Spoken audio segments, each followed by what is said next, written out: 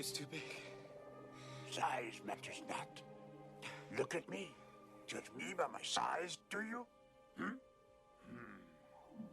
And where you should not. For my ally is the Force. And a powerful ally it is.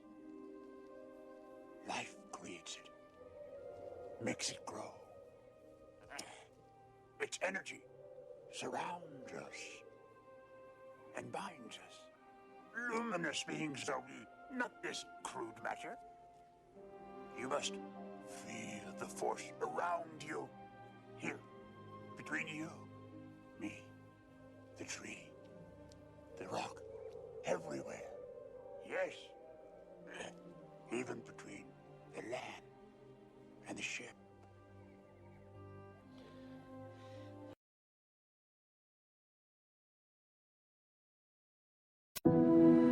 There are those of us who like to venture to the unexplored. Those of us who go out there with a sense of wonder, bridging worlds, finding delight in our differences. If you are one of us and you want to explore more of this great planet, we're ready to take you there.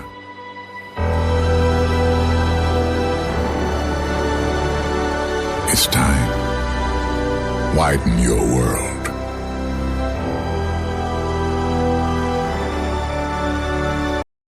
What do you think the meaning of life is? To live and to live in a mystery and to find purpose and to live in the now. Magic. Now.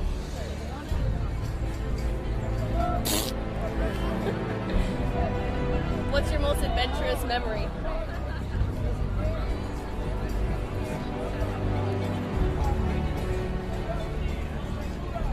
This!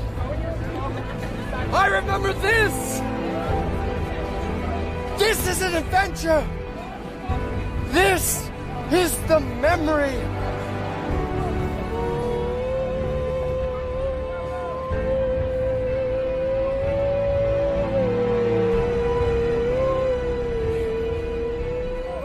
What advice do you have for younger generations? Younger generations?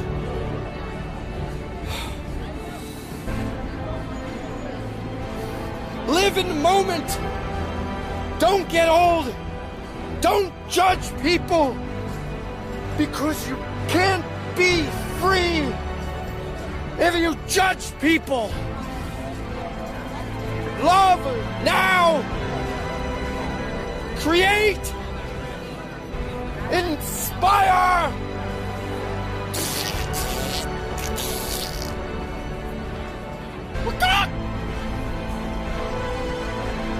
How do you define free? By doing what you love. What do you love? This! The moment! Love! Now! It repeats!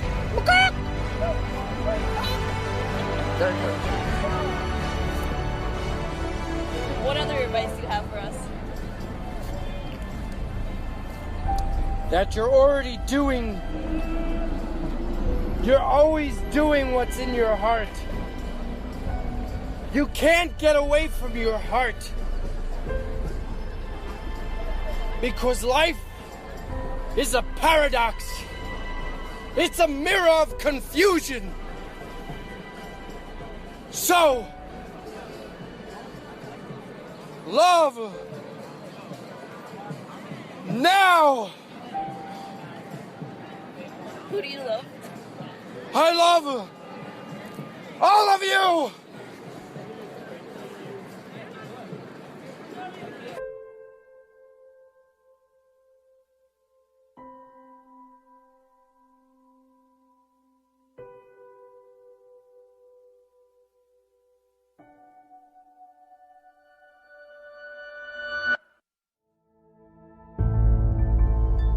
The wolf on the hill is never as hungry as the wolf climbing the hill. It's not easy going it alone. But if you keep going, stay true to yourself, it will be worth it in the end. The hardest walk you can make is the walk you make alone. But that is the walk that makes you the strongest. That is the walk that builds your character the most. To all of you fighting battles alone, to all of you going against the grain, battling the naysayers, stay strong. Keep going. Stay strong. Keep going. This walk is hard, but the hardest walks lead to the greatest destinations. The toughest climbs always lead to the best views. It will be worth it in the end. And if you show what you are made of, the right people will show up in your life. You won't be a lone wolf forever.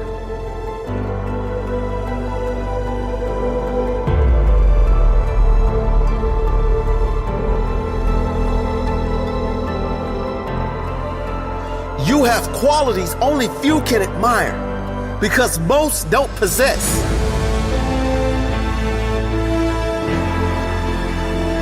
You have strength only few can understand because most have never experienced. So don't give in. Don't settle. Don't lower your expectations to fit into the world. You were born to stand out. You were born to lead. Lead the pack.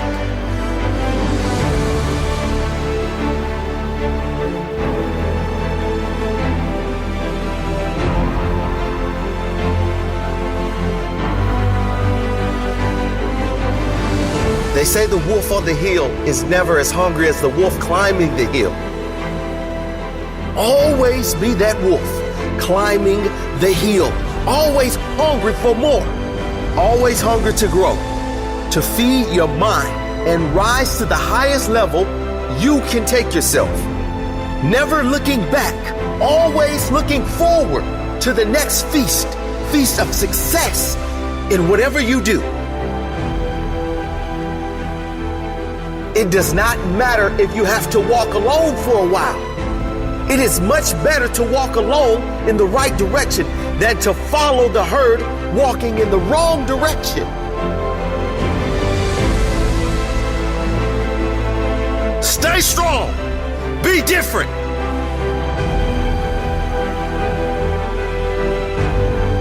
Your destiny is in your hands. Get out there and hunt it.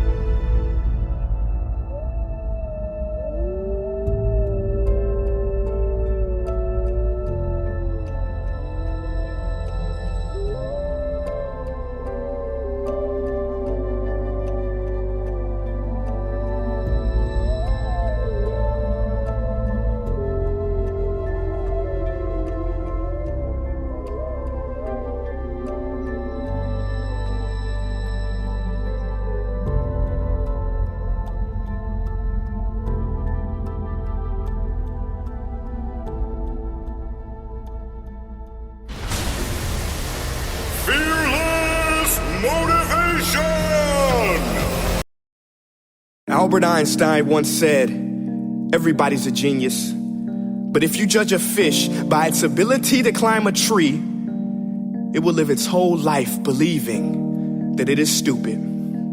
Ladies and gentlemen of the jury, today on trial we have modern day schooling. Glad you could come. Not only does he make fish climb trees, but also makes them climb down and do a 10-mile run. Tell me, school, are you proud of the things you've done?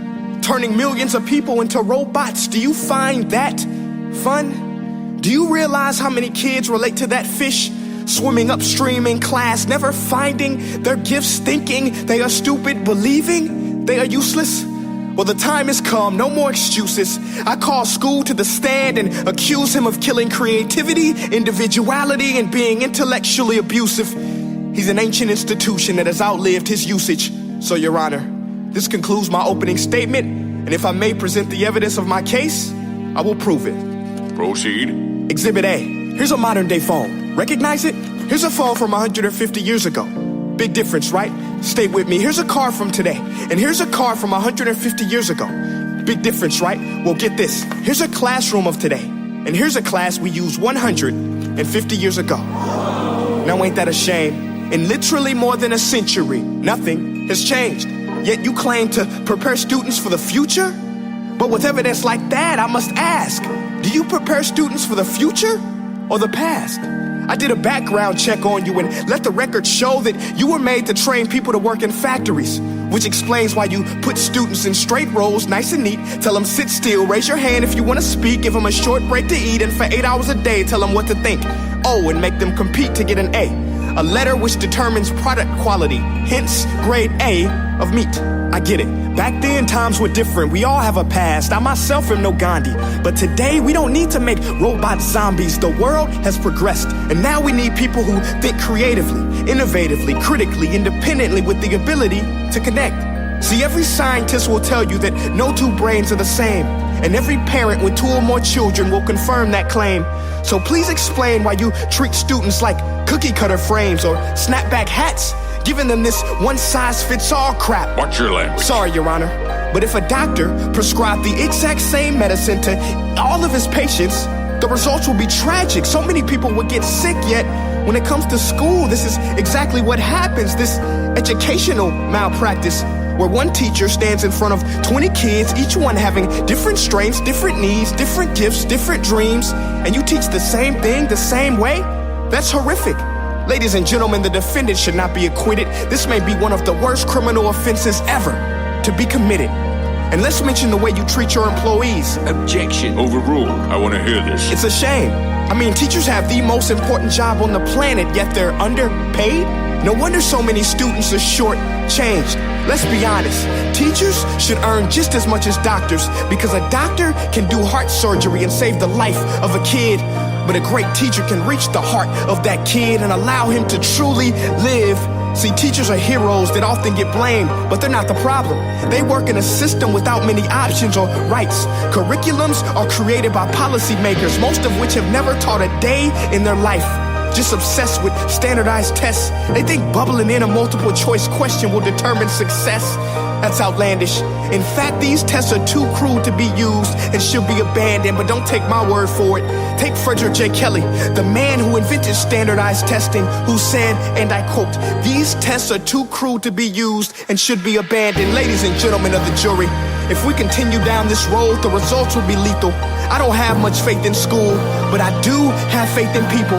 And if we can customize healthcare, cars, and Facebook pages, then it is our duty to do the same for education, to upgrade it, change it, do away with school spirit, because that's useless. Unless we're working to bring the spirit out of each and every student, that should be our task. No more Common Core. Instead, let's reach the core of every heart in every class. Sure, math is important, but no more than art or dance. Let's give every gift an equal chance. I know this sounds like a dream, but countries like Finland are doing impressive things. They have shorter school days. Teachers make a decent wage. Homework is non-existent, and they focus on collaboration instead of